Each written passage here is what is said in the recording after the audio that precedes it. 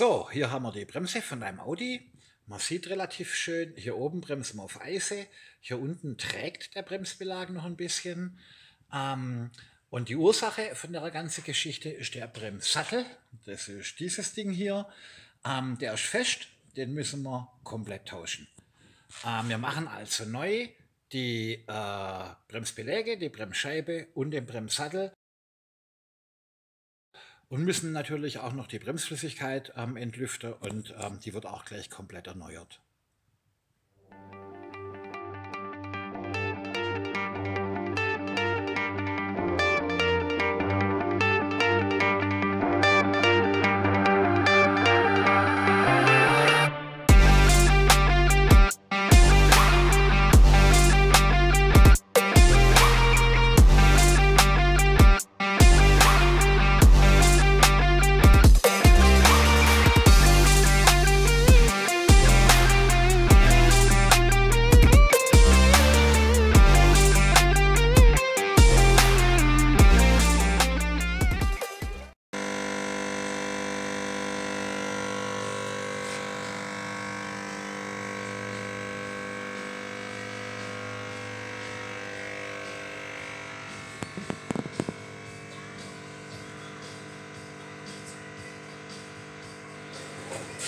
So, Bremsen sind alle drauf, das ist alles fertig.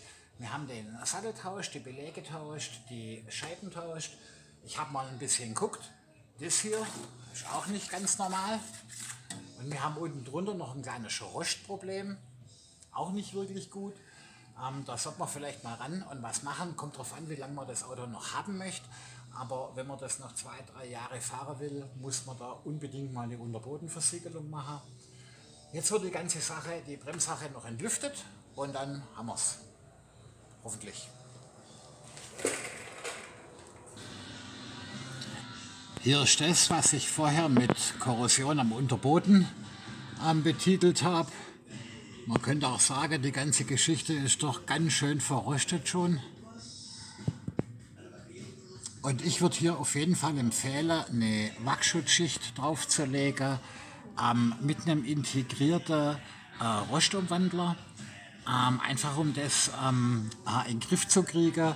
Metall wird es nie wieder werden, aber wir können die Korrosion einfach stoppen und versiegeln und verhindern, dass es weiter rostet.